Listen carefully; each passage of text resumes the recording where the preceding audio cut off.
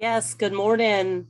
Thank you all for being with us today. We're very excited about today's presentation. I'd like to introduce James Tregonning with Cambrian University. And James is coming all the way from Canada virtually. And would like to thank James for his presentation. We're very excited to have him with us today and to join us. James is the Indigenous Transition Coordinator at Cambrian University. And I think that everyone that participates today is going to truly enjoy James's approach to today's topic of Indigenous self-care to prevent counselor burnout. And James, we're going to hand it over to you. Thank you so much. Thank you and welcome everybody. I'd like to introduce myself in my language to begin with. So gawin apajini ni talajimosi ninga gagechawani I ojimoyan. James ninindikas unoan wen nigas nigo jipwemang maingan ninodem. Tesan manitawangan and Shnabeka nindo jimpa sabri ninda. And I'm very pleased to meet you. So basically my name is James. I don't speak I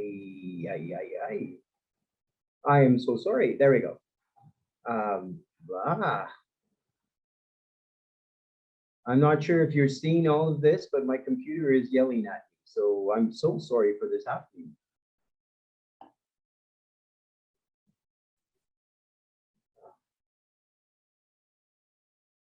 If you need us to present the slideshow, James, just let us know. Okay, sorry about that. I don't know why my computer is doing this now. Okay, so I am from the Teslon Reserve in Canada, which is in Ontario, Northern Ontario. I speak Ojibwe. My spirit name is Howling Wolf, and I am from the Wolf. So I'd like to start with a prayer. If we could just bow our heads and be silent and be in peace as we open the gateways. So Spirit of the Eastern Gateway, Spirit of the air, cleanse our spirit to be open to new teachings. Spirit of the North, Spirit of Earth, cleanse our minds to be open to new teachings. Spirit of the West, Spirit of the water, cleanse our hearts and bodies to be open to new teachings. Spirit of the South, Spirit of fire, cleanse our emotions so that we are more accepting of new teachings. Father Sky, protect all of us who are under you. Mother Earth, nourish and provide for us. And Grandfather Sun and Grandmother Moon, we turn to you and ask for our elders' guidance and our ancestors to be with us today.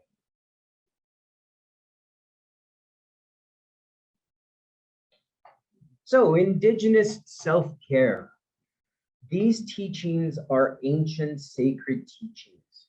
So we embrace the past by talking about these teachings, but we are also touching the future because truly it is time to go back to what our ancestors were doing so that we can live life in a good way. So in this particular lecture, what we're going to be hoping is we're going to understand what it is to be in a good way. So we're going to understand first elder teachings, sacred teachings. We're going to understand the importance of recognizing the twins, the rascals, the tricksters, the evil ones. We will have an understanding of the medicine wheel. We will also identify certain signs of burnout. And we're going to know how to work our wheels. I'd like to start off with our stories of creation. And I think it's really important that we go right back to those stories of creations because everything that we need to know was provided to us by the Creator. So In my tradition, the Ojibwe story of creation basically starts very long time ago when the creator who gave life to us all created the sun and the moon and the stars. Then he made the land, the waters, and the sky. The creator gave the earth animals to the sky and to the land and to the waters. What's really important here is that we understand that the animals came first. Then the creator created people. And together the people lived in the garden made by the creator, and they knew only joy and contentment in this garden. So one day the creator called people together and he told them, it is time to go out in the world. It's time to leave the garden. Well, the people did not want to go. They begged the creator to allow them to stay forever. But the creator told them that there were many secrets hiding for them in the world, and they must go and find them. The creator reassured the people, though, that the animals created before them had agreed to help them, care for them, and provide for them when needed. The creator promised the people that one day they would be called back together and they would share with each other all that they had learned. The creator sent people in 4 directions. Those he sent to the east became yellow. Those he sent to the west became black. Those he sent to the north became white. And those he sent to the south became red. Well, if you look at these colors, archaeological evidence points back 10,000 years before Christ walked the face of the earth, that our medicine wheel was created by our creator. These colors are not just haphazard. These colors represents the 4 races. And when we start a drumming circle, we always start with 4 honor beats to represent these 4 directions or 4 races. So all went well for a long time as the people discovered the mysteries of this beautiful world that the creator created, but much time did pass and the people began to travel around. They met each other in their travels, but they didn't remember each other. They forgot they had all come from the same garden. So their terrible things started to occur. There was war and torture and slavery, and some became rich and some became poor. The creator knew that it was time to call the people back to the garden. The voice of the creator caused the birds to tremble, the waters to flow, and the people to run for shelter. But the only shelter left was the garden. There, the people remembered who they were. They remembered they were all children of the creator. They shared with each other all that they had learned, and there was a great feast and a great celebration. This story reminds us to ponder at all times how we've been created. You have all come from one substance. So it's on you to live, to be even as one soul. So there is no difference between me or you. There's no difference between me or a student. The student can learn from me. I can learn from the student. We all walk with the same feet. We all eat with the same mouth. And we all dwell in the same land. So these stories of creations are very important when we talk about balance. So the first elder. So in the original story, we were the first elder was chosen by the 7 grandfathers. So the 7 grandfathers asked their messenger basically to take survey of the human condition at the time. And that human condition wasn't very good. So eventually in this quest, the messenger came across a child. And after receiving approvals from the 7 grandfathers, he tutored the child in living life in a good way. So before departing from the 7 grandfathers, Each of the 7 grandfathers provided that child with a principle. We're going to talk about these first elder teachings extensively. So in receiving these laws from the Creator, Indigenous people were told to always respect Mother Earth. To show real respect is to share and give of yourself for the benefit of all life. So we too all belong in this great circle of life. We didn't create it. Be very cautious. So we all must show respect for one another. We all must show respect so that we can live life in a good way. And we all must remember to respect elders from all races of people who uphold the sacred teachings of the Great Spirit. We were taught that we were all nourished from the earth and that the earth is the great mother to all. She provides everything we need in order to survive in this life. The clothing, the shelter, the medicines, the food, the water. For example, our elders tell us that we need to look at a tree. The tree is connected to the land. That root system goes deep into the earth. But the tree only takes what it needs to survive, and it gives back to the earth, gives off oxygen. So this is how we should conduct ourselves in everyday life. Only taking what we need to survive and giving back to either our communities, our families. This is one of my favorite quotes. So humankind has not woven the web of life. We didn't create the web of life. Humankind is one thread within it. And whatever we do to the web, we do to ourselves. All things are bound together and all things connect. No truer words have been said, and this was said by Chief Seattle in 1854.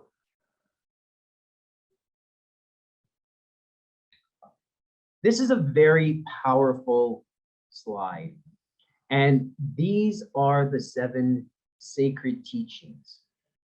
Each of the 7 grandfathers gave that messenger, the first elder, these principles. Honesty.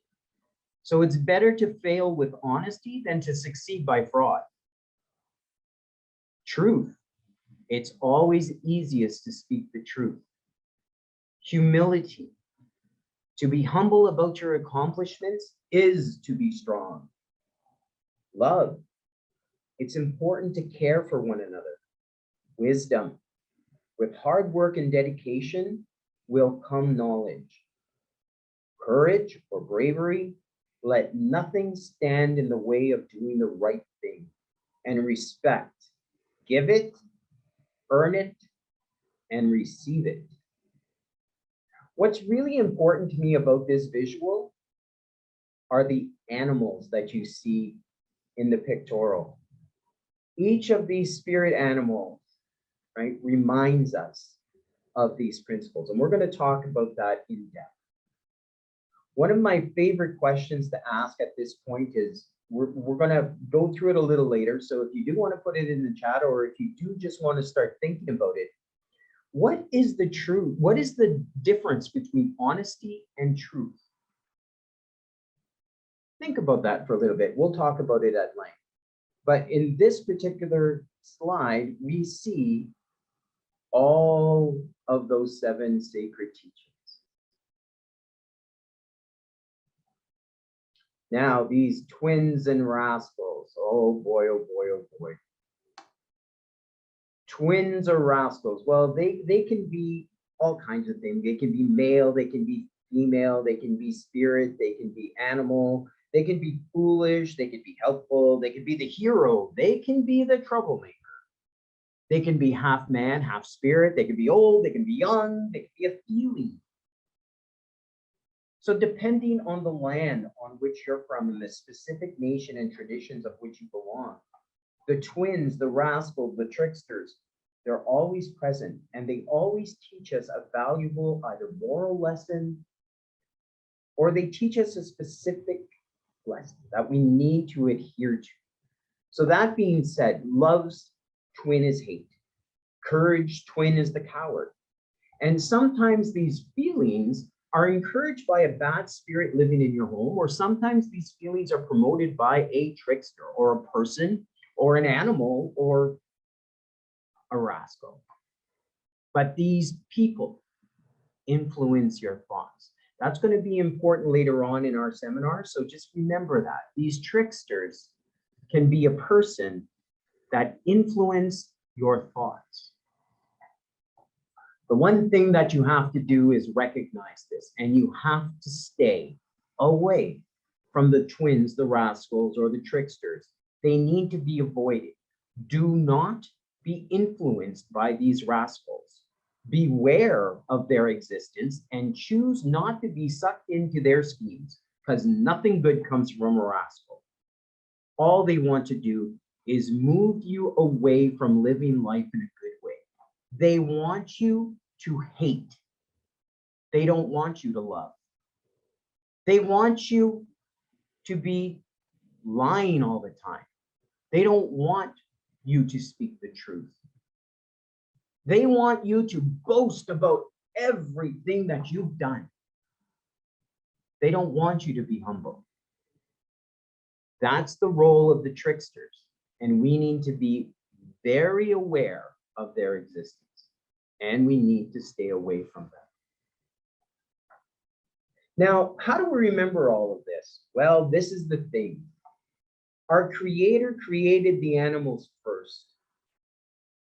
So he has sent a spiritual team to remind us of these 7 principles.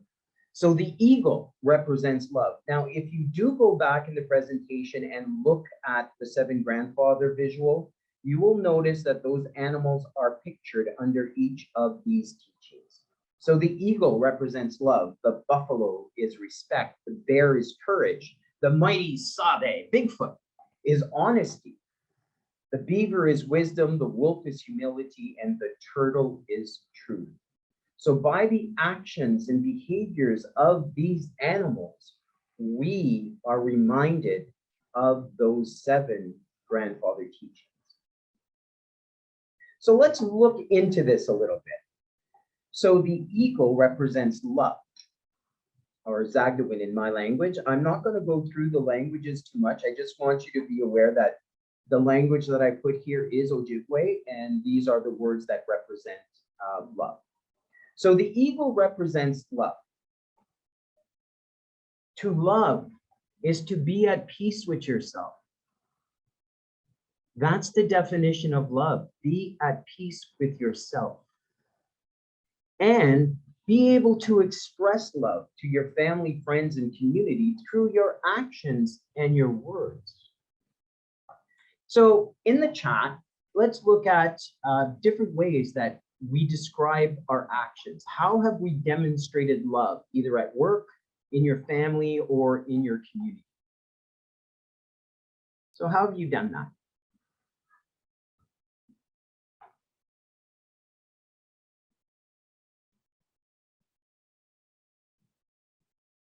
By voicing it. Cook for your family every day, absolutely. Volunteering to help others, care for others, absolutely. How else do you show love? Listening to a story. Affection.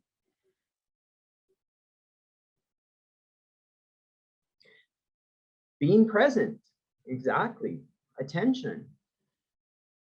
Taking time to ask how someone's day is, absolutely. Taking care of yourself, exactly.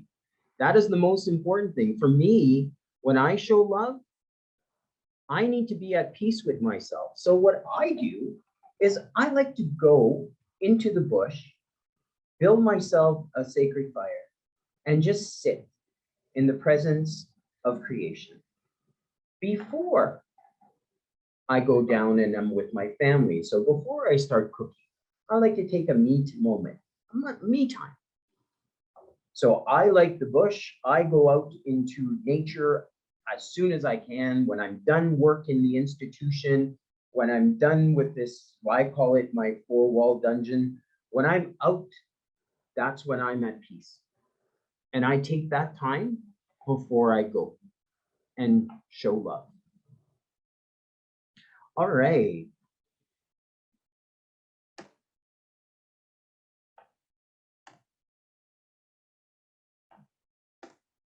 So the eagle.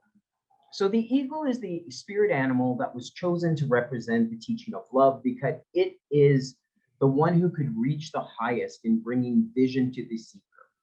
So the eagle is the most sacred and revered animal spirit in all of the First Nations societies that I know of, as it is the one animal that flies the highest and the closest to the Creator. It is the one that can see the farthest, and it is spiritual, or it is the animal that carries the prayers of the people to the spirits. The eagle is also an animal guide, as its feathers are utilized in most, if not all, of our spiritual practices and ceremonies. The eagle is truly respected and loved to the utmost degree and loved unconditionally. Love is considered the greatest and most powerful medicine and healing agent. Love all people, including yourself and all creatures of the world, and this love will be returned to you. Now, these are conversations that I've had with David Cochin, who is an elder, and Cindy Crow. The one word, if you take anything out of this particular slide, is the word unconditional. We do not say, I love you, but. As soon as you put that but, you're putting a condition on love. And that is not love, right? The unconditional love means I love you, not I love you, but. So please remember that when you take this slide and bring forth, when you love unconditionally. You are at peace with yourself and you love everybody. So the buffalo is respect. Now, respect is an attitude. So to honor and listen to your elders, parents, teachers is a sign of respect. The buffalo represents respect because for as long as we have been here, we have sustained our lives through the buffalo in terms of clothing, food, shelter, medicine, art. And remember, the buffalo came first. The Creator asked the buffalo, hey, if I put humans on the face of the earth, will you help them? Will you give your life so that these people can have clothing and food and shelter? And the buffalo said to the Creator, yes, I will. So in the chat, now let's look at actions that have demonstrated respect either at work, in your family, or in your community.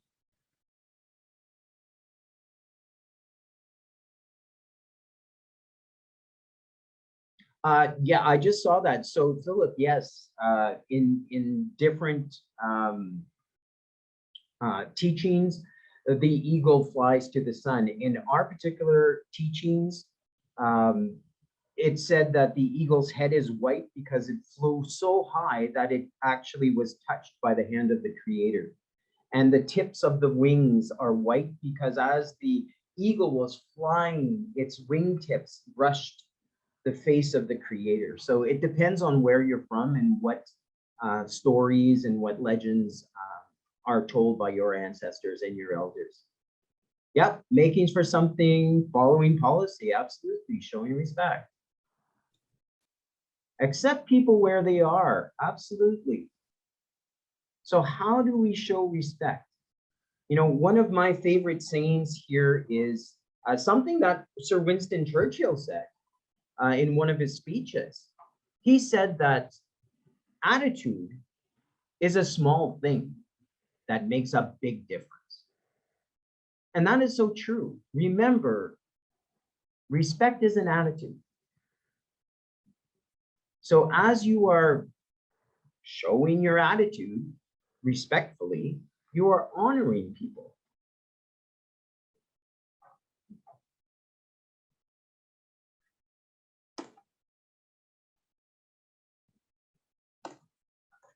So no animal was more important to us than the buffalo. A single buffalo could provide food and shelter and clothing and utensils. They made spoons and forks out of the bones. So First Nation peoples were true conservationists, for they lived a sustainable relationship with the buffalo, and they believed themselves to be true caretakers of the great herds. So through this special relationship, the true spirit of respect was understood. The buffalo, through giving its life and sharing every part of its being, showed the deep respect it had for people. And this sustainable and mutual relationship with the buffalo resulted in a relationship that was a true expression of respect.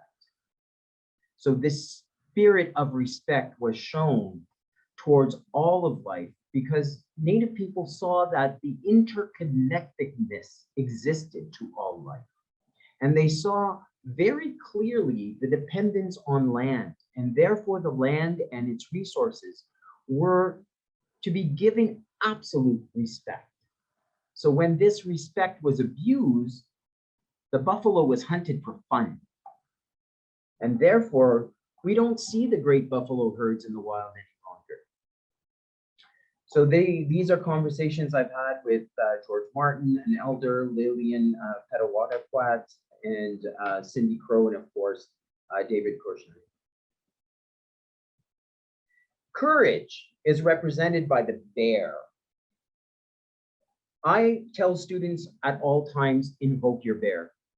Listen to your heart, because it takes courage to do what's right. Courage is being brave in the face of life's problems. Daily challenges take courage to overcome. So you never give in and you never give up. You invoke your bear. Take the courage. Find your voice. Voice it. I'm having a problem. Tell people about it. Be courageous. Invoke your bear. Never give in and never give up.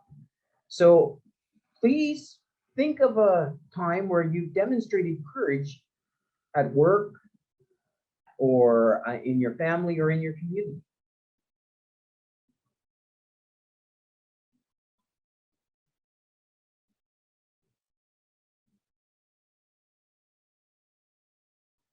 Speaking up against wrongdoings, absolutely. What are some other examples of courage? Advocating for our consumers, our clients, absolutely. Absolutely, walking your own path, being true to your own identity.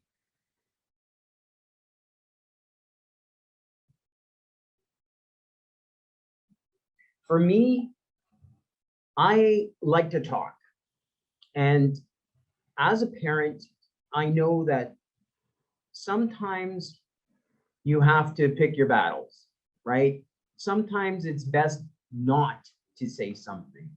And I have to find the courage to know. And I have to, James, it's not time for you to engage in this with your son right now, because it's not going to be a good thing. I need to find my courage to keep my voice silent, knowing full well that the situation can be explosive, right? So sometimes not saying something is a good thing. And that's where I struggle. This is where I need the courage to say, take a step back, James, not the time. Yeah, speaking up to start an abuse prevention program for children. Yeah, educate children on what is not acceptable. Absolutely, and encourage them to speak up. That Rita, that is amazing. Thank you so much for sharing that.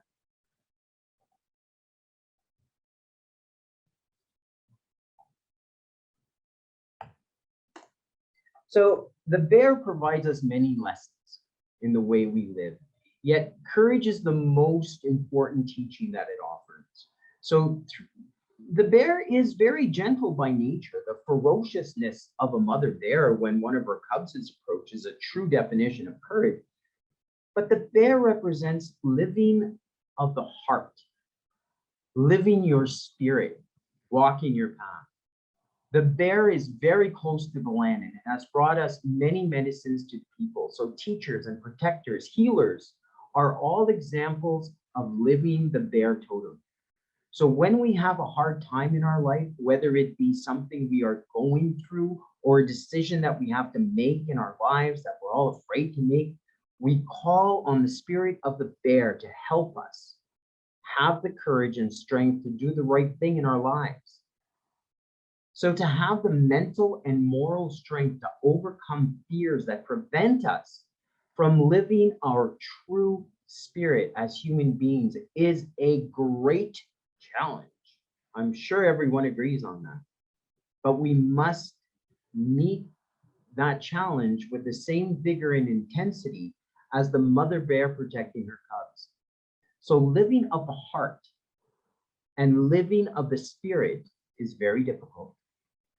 But the bear's example shows us how to face any danger with courage to achieve these goals. And again, these teachings were provided by David Gorshein and Cindy Crow. There are others that I speak with.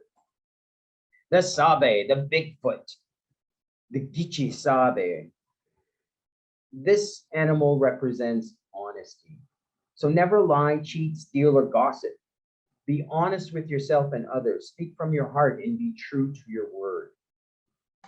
So think of, in the chat, let's talk about very quickly how we work honesty, either at work, in your family, or in your community.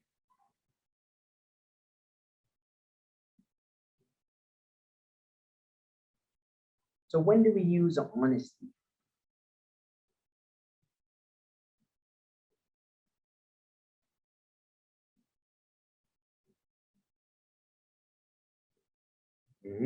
Yeah.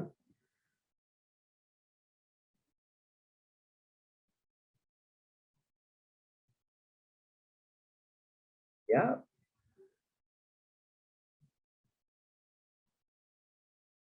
Yeah. Telling somebody how it is, even if it's not the response that they want to hear. Absolutely. Expressing feelings. Very important.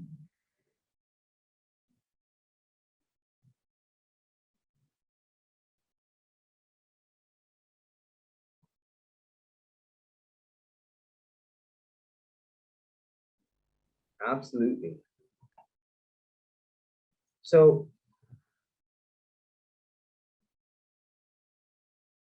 the Sabe now, the Bigfoot, everyone talks about Bigfoot, but the Sabe in Ojibwe legends represents honesty because of it symbolically refers to the understanding of honesty. So the elders tell us that when you are honest and have nothing to hide or be ashamed of, your spirit is the size of the Sabe, of Bigfoot. When you lie or do something bad and hide it from people, it affects your spirit, not allowing it to grow strong. It does not feel good when you know you've done something wrong and are hiding it. So when one does this, it eats away at your spirit, your conscience, suppressing it, not allowing it to grow strong. So in order to have a strong spirit, we must be honest to ourselves and to others. To be truly honest was to keep the promises one made to the Creator, to others, and to oneself. So the beaver represents wisdom, and everyone has a special gift. Showing wisdom by using your gift. So wisdom is gained through experience and knowledge. So to have wisdom is to know the difference between right and wrong and to apply these qualities to your daily life. So what are some examples of honesty? Or of, of wisdom?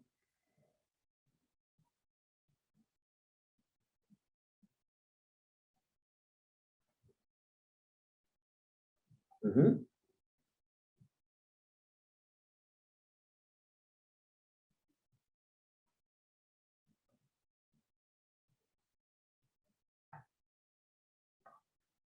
So building up community is, my computer is jamming. I hope you can still see this. Oh. So the building of a community is entirely dependent on the gifts of each of its members.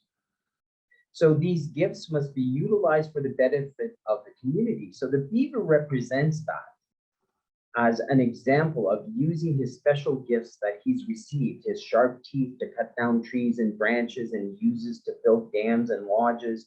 And he expresses this build, these are the gifts that he provides the community.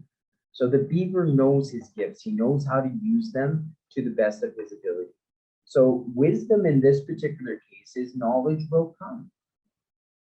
So one of our stories of Turtle Island is that the muskrat saved the day by diving deep down into the earth. And the beaver is the one that went over to the muskrat when it had a little bit of earth in its hand. And to this day, the beaver and the muskrat live together. And if the muskrat needs a place to stay, the beaver will offer its dam to it. So again, when you're looking at teachings, you are looking at these sacred teachings, and you need to work these together. So the wolf is humility. And you always think of others before yourself. So humility is to have your life free up from arrogance, not to be boastful, and to have a modest sense of your own worth. So what are some examples that you have for humility in your work, at home or in your family or in your community? So when do you use humility?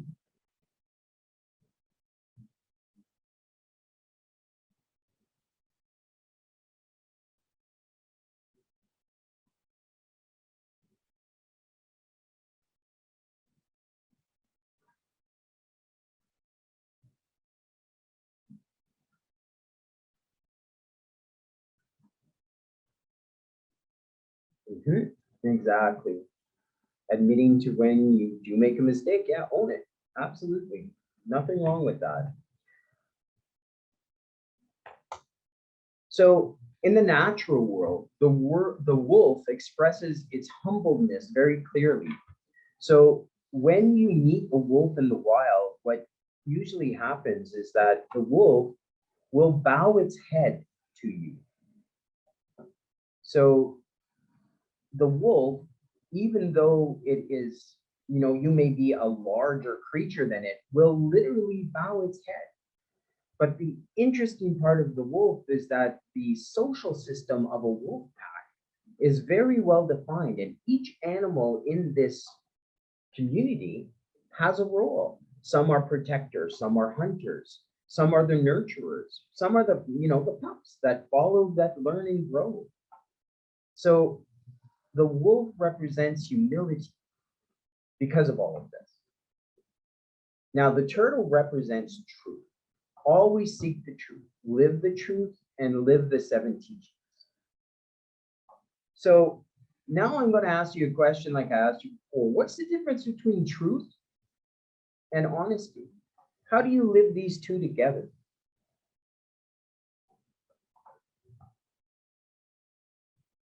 Yeah.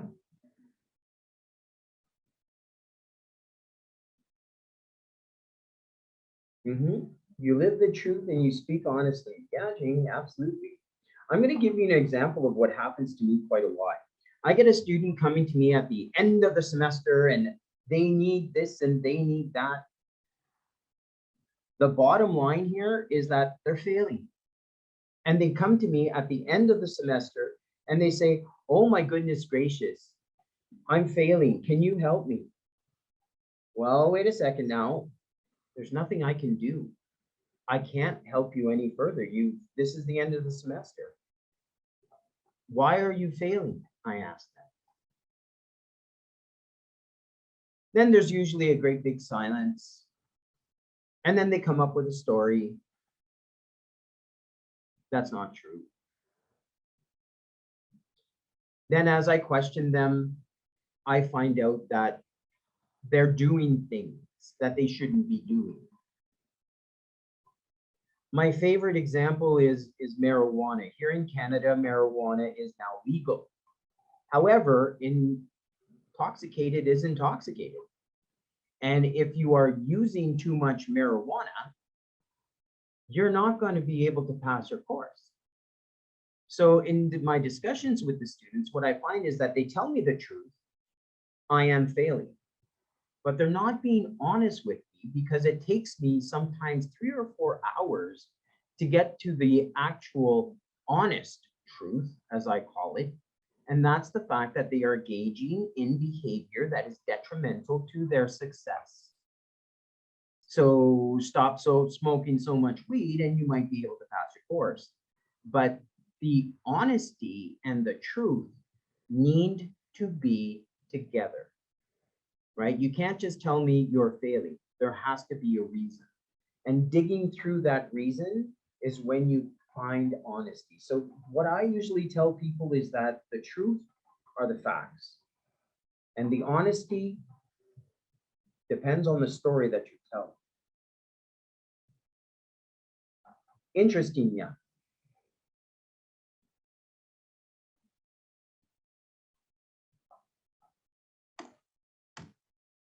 So it's said that in the beginning, when the Creator made man and gave him the 7 sacred teachings, Grandmother Turtle was present to ensure that the laws would never be lost or forgotten. So the turtle also teaches us patience. The turtle is one of the slowest moving creatures on Earth. And really, it's her that seems to make it to her destination no matter what. So Grandmother Turtle carries all the teachings on her. Because if you count the markings on the turtle's back, you'll find 13 inner markings and 28 outer markings. Now, this represents a very old calendar from the days where we followed the moon as our guide. And this is during the time where we had 13 months with 28 days in each, not what we have now. And this represented the truth of one cycle to the Earth's rotation around the sun, 13 months, and the length of 1 month, 28 days, within the cycle of the moon. Plus, it helped represent the cycle of a woman's body as well. The turtle reminds us the cycles of the moon, the sun, and the body, and all of creation. Grandmother Turtle also carries on her back her home. So she teaches us that all life is sacred. The shell of the turtle represents the body of real events as created by the higher power and serves as a reminder of the Creator's will and teachings. These signs are a confirmation of the truth which the turtle reflects. So in summary, these teachings are lived together. So all of these animals, all of these spirit animals live together in nature. They give their gifts to us living together. And it's now a challenge for us to make sure that we are living these 7 principles together. So in other words, we can't have wisdom without love, humility, courage, or bravery, honesty, truth, or respect. We also, if we live our life in a good way by adhering to these teachings, good things will come to us as per the 7 grandfathers. Now, this is not an easy task by any choice. Like, each of these gifts come with a burden. Why? Because those twins and rascals, those tricksters, will try to throw us off of these teachings to make us lose ourselves. And they will try to assimilate us into walking in a bad way. So we must fight. We must find the courage. We must invoke our bear to fight the good fight. But remember that courage, bravery needs to have humility, honesty, wisdom, truth, respect, and love to be effective. So if we look at the medicine wheel, we know that each of these quadrants, right, represent the emotional, spiritual, physical, and mental.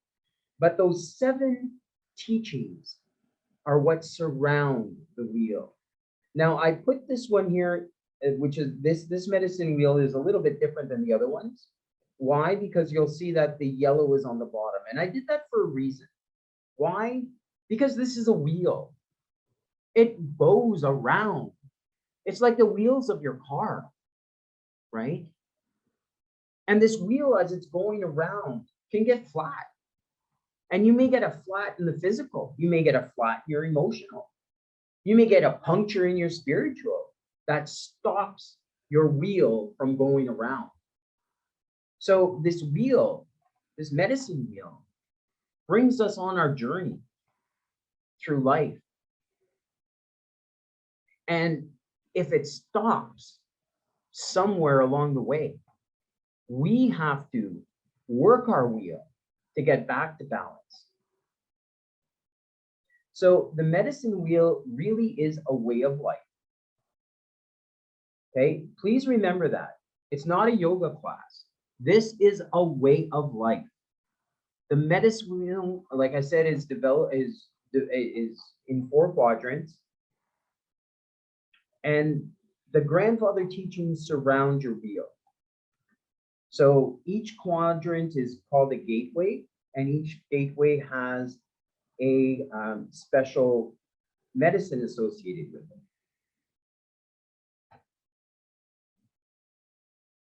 So we can see that mental, sweetgrass, physical is sage, spiritual is tobacco, and cedar is emotional. And we're going to talk a little bit about that now.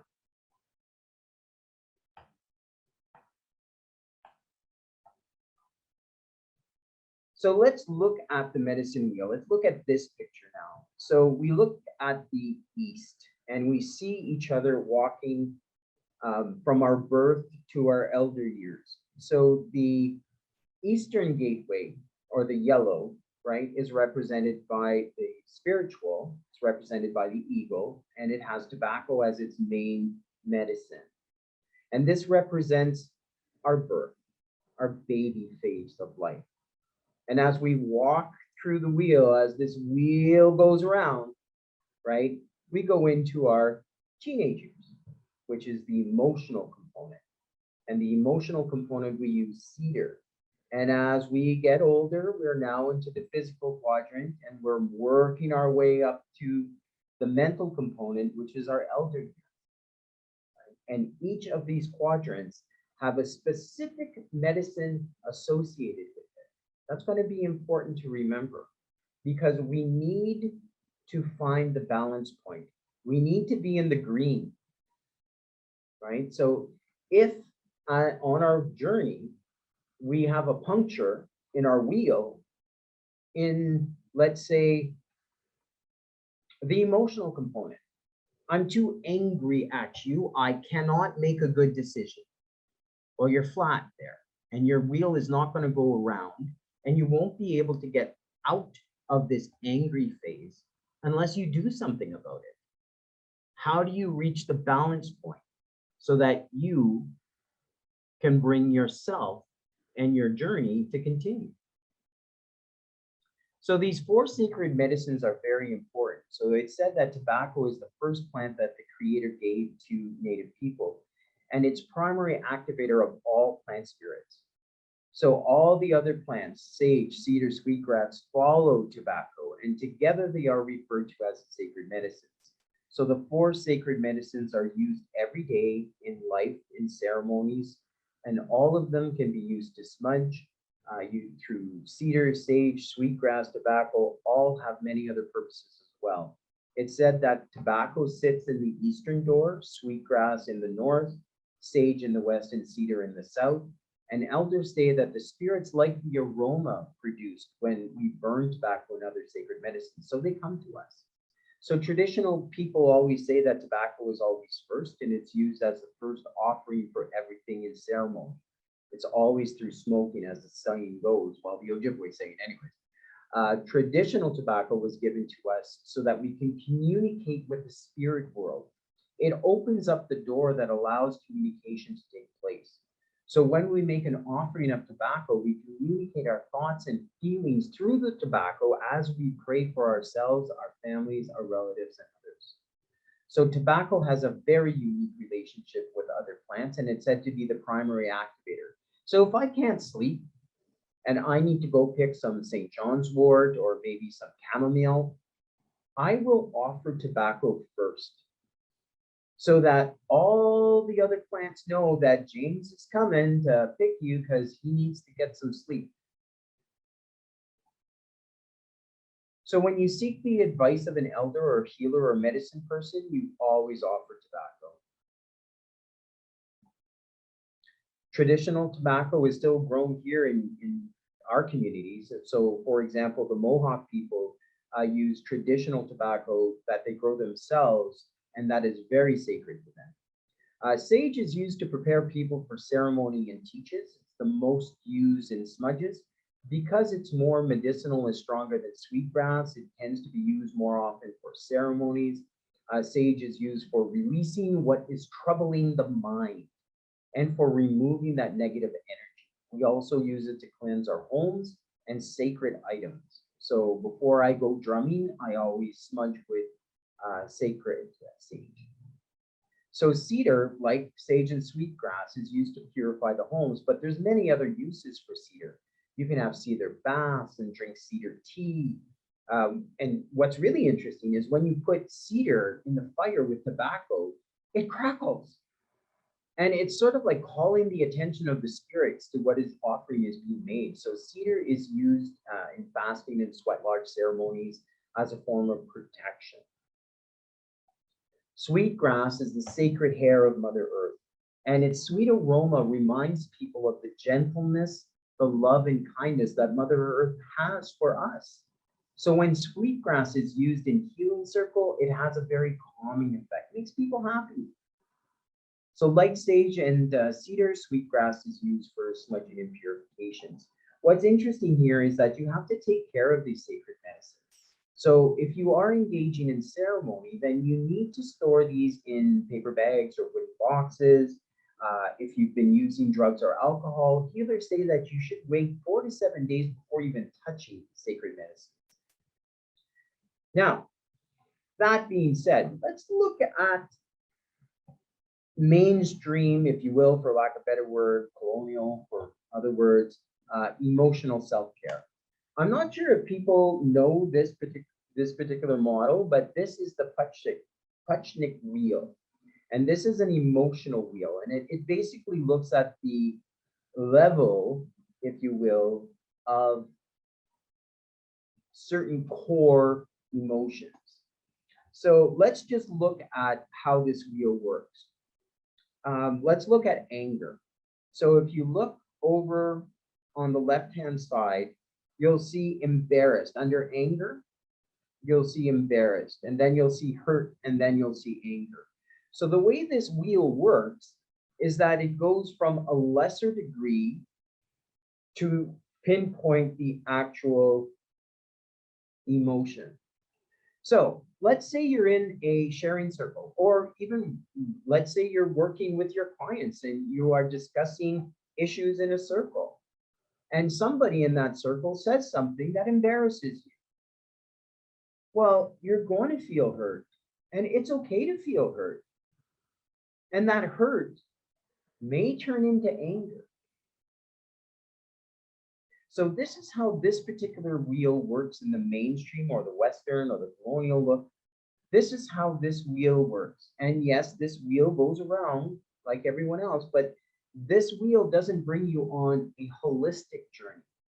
This wheel pinpoints certain emotions.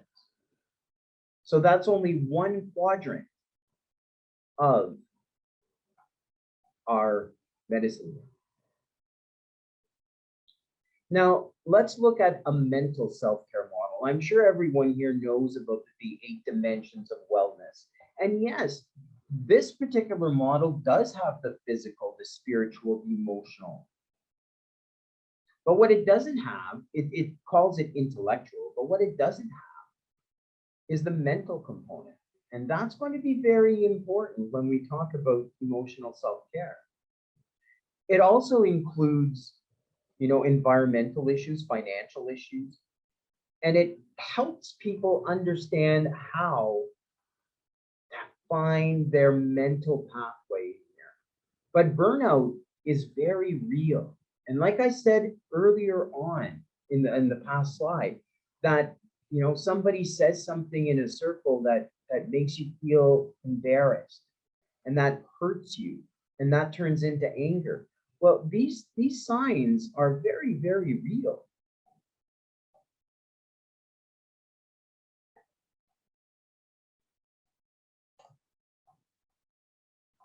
So low energy, little desire to go to work, These are signs of burnout. So these are signs of this dimension of wellness not being right. Some other signs are uncertainty about how to help participants. So you may be working with your clients, but all of a sudden, you just don't know how to help this person.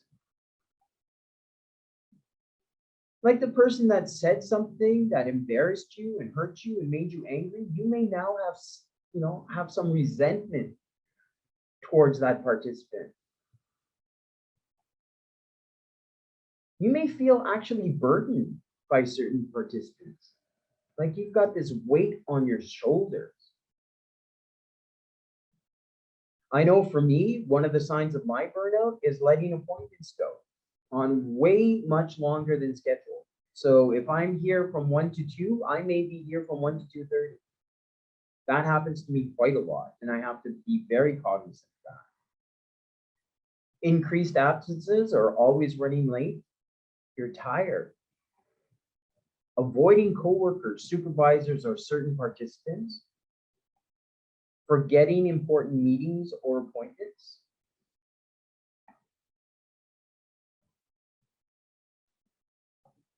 Excessive weight gain or weight loss. It can happen both ways. And viewing the world or workplace as unsafe. And then, of course, losing your sense of humor. I know for me, when I'm working with students, I have to have a sense of humor. If I don't have that sense of humor, I'm not effective.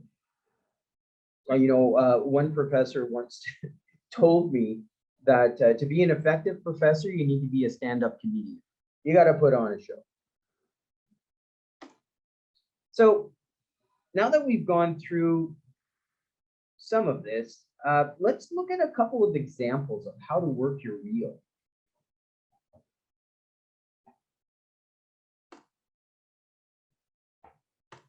So the example we're going to work through is low energy.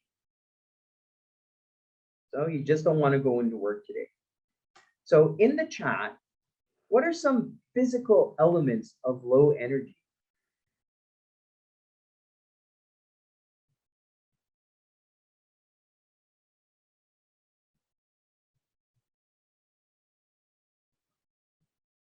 Tiredness, yeah. What are other some physical? Fatigue, yeah. Yeah, appearance. Unable to sleep, exactly. Takes a long time, yeah. Yawning, sore muscles, yeah. Brain fog. So we now identify these lack of motivation. Yeah, that's more into like the emotional, mental, the physical aspect. So we've identified, let's say, muscle aches, yawning, right? How are we going to fix that? Keep that in mind now. So we have sore muscles. How are we going to fix that? You don't have to answer that right now. Let's look at the other component now.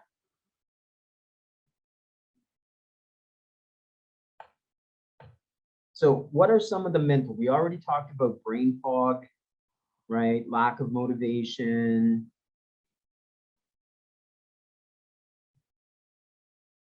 What are some spiritual? Now, what's the difference between mental, emotional, and spiritual?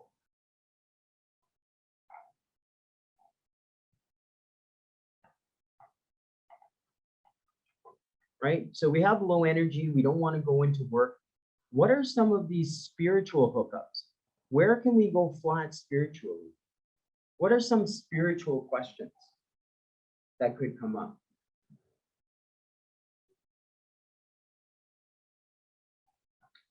Possibly, yeah. My favorite questions here, why? Exactly. Very good. Why me? Why is this happening to me? Why? Why me? Or why is this going on with you? Right? You always question the why.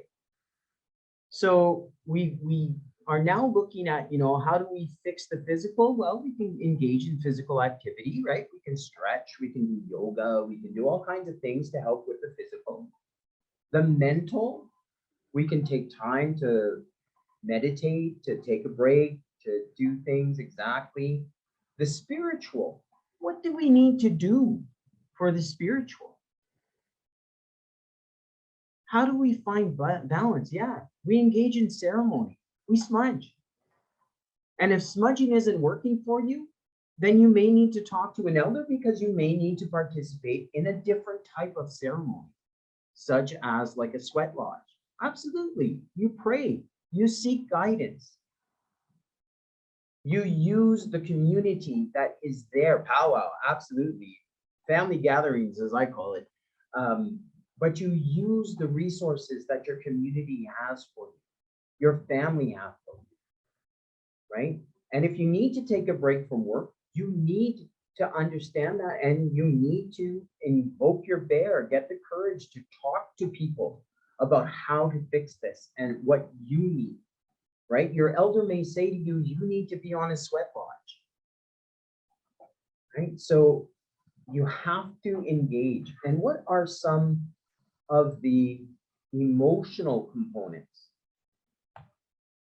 right? How are, like, you've got low energy. What are some of these emotional components now? Yeah, exactly. Yeah, you feel sad, you feel overwhelmed. You could feel angry, right? If you're talking about that person that, made a comment that embarrassed you, that hurt you, and then you feel angry, yeah, withdrawal. So how do we deal with the emotional components? Yes, seek our truths. Yeah. So how do we deal with our emotions?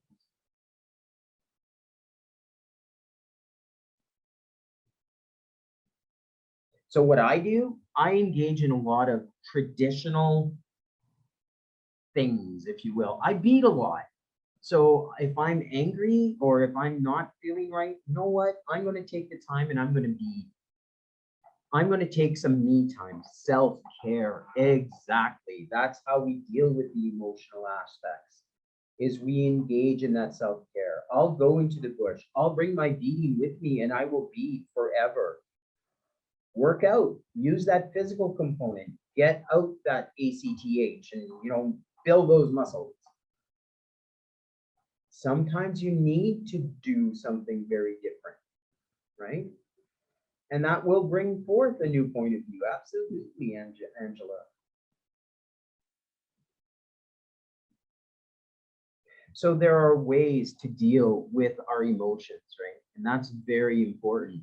So getting back to what's the fix. Remember now, this is a cycle. This is a wheel and we're moving forward on our journey. But in this low energy journey, we have a flat tire on our physical, our mental, our spiritual, and emotional. Our wheel is not working. We are not moving forward on our journey, right? So we fix the physical, we fix the mental, we fix the spiritual, we fix the emotional. So what's the total fix? Well, the total fix is that balance point. That's the green. That's where we want to be, right? So if we fix all of those quadrants, then our wheel will bring us on our journey. We'll start to move again. And when we start to move again, then we feel the balance. So what's the fix? The fix really is your spirit. That balance point is your inner spirit talking to you saying, I'm good to go now. Let's move forward. And you have to be very attentive to that inner spirit. Let's look at another example. So like we were talking about that resentment towards a participant. So now let's look at the example that we gave on anger and how, this person said something that hurt you. And you became hurt and you became angry at this person. But this person is your client and you have to sit in front of them either in a group session and you are now faced with a symptom of burnout. So looking at this, what are some of the physical aspects that you would be having here? Right? What are some? Yeah, tension. You're going to be like, tensed up, or your muscles will be achy, right? A lot of people will fidget. They'll, thumper their foot, or they'll fiddle with their pens, or they're going to be agitated in some way. They're not going to want to be participant, right? You don't want them there, and you don't want to be there. So what are some other issues? Well, what are some of the mental issues?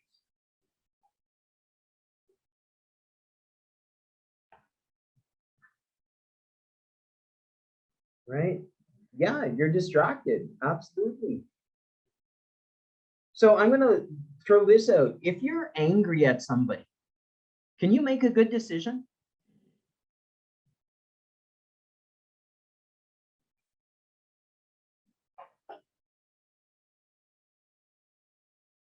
So that mental aspect, no, exactly. Your thoughts are clouded. You're in that brain fog, but you're angry. So your mental capacity is diminished because you're not able to make a good decision. You have to be aware of that. How do you fix it? Spiritually, if you're angry at somebody, your spirit isn't well. You can't love. Right. Pray for them and yourself. Put yourself in their spot. Smudge. Get rid of that negativity. Right? Ask the sage to carry that to the spirits, or ask your ancestors to help you along your way. Very, very important. That spiritual element really is a very important element, because a lot of people don't pay enough attention to that. Engage in ceremony. And of course, the emotional, which we did talk about. So again, when you look at the whole, right, what's the fix? Again, once you fix all of these quadrants, your journey begins, and your spirit will let you know that it's time to go back to work. It's time, you've done everything that you needed to do. You've taken time away from work. You found your happy place, for a lack of a better word. And your spirit is now telling you that it's time to engage and go back. So that's the fix. And that's where you find your balance point. But you have to be very attentive to what is going on holistically with all of this medicine wheel. So if you look at that graphic, right, there is some very important issues here. Engage in ceremony. Use the sacred medicine in the right order. So if you're in a physical issue, please don't use sweetgrass. Use sage. If it's a mental issue, then yeah, use sweetgrass. But when you engage in your ceremony, use the right sacred medicine for the right ailment. That's very important. So, a few things to remember. Working your wheel is a way of life, and it's a daily commitment to you and to the others that you care about, or those that are in your care.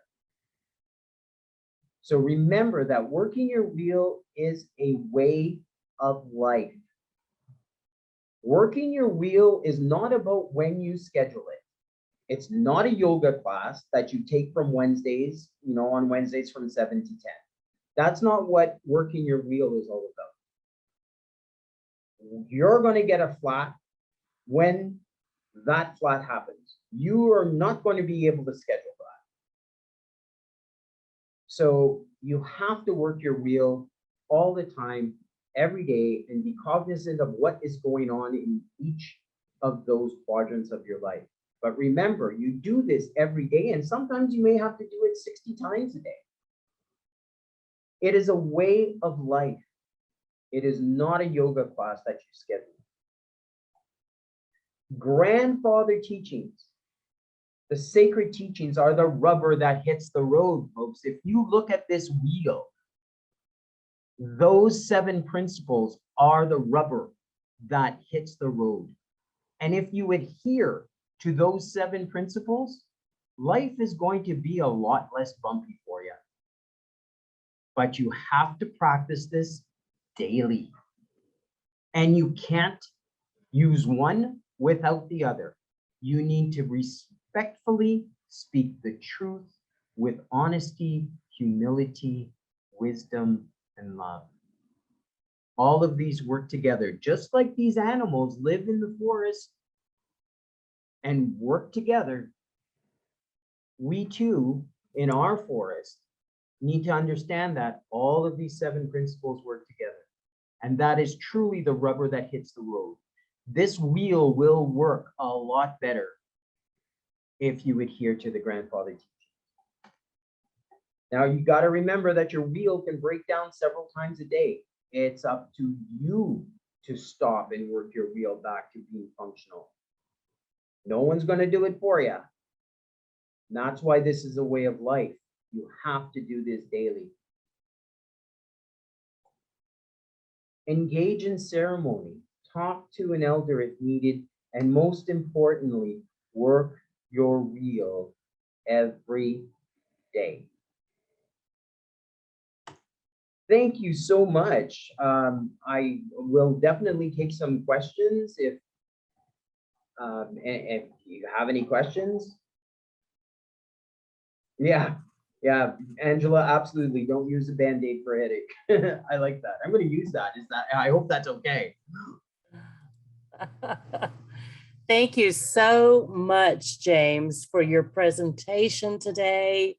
I know I personally have just gained so much knowledge and tools, I guess you would say, for my own self-care. And I just hope that others today gain that knowledge and information as well. And yes, if anyone has any questions, please feel free to raise your hand or turn on your video and or chat.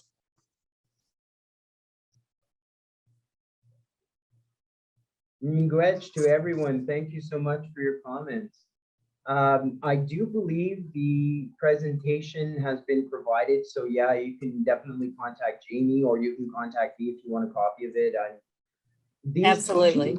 These teachings are not my teachings. Remember that. This is not something that these are thousands of years old, tens of thousands of years old. What I'm trying to do is get people to come back to how our ancestors lived. And I think we need that. Here in Canada, we have the Truth and Reconciliation Commission that has been working since 2015. And through that particular process, you know, the way I explain it is that our elders have held our culture very sacredly. Like our culture didn't disappear in Canada. It was held back because our elders felt that it wasn't time to share yet. Now with Truth and Reconciliation and all the horrific issues that, you know, the government of Canada has done to Indigenous people of Canada, now that that's been exposed and that's been put out, now our elders are saying, you know what? It is time to share this knowledge. It's now time to share our culture with everyone so that they can learn from us. Because we didn't have the respect of the Canadian government or the Canadian people even until very recently. And this is why these types of teachings are now coming back out, is because we're ready to share them.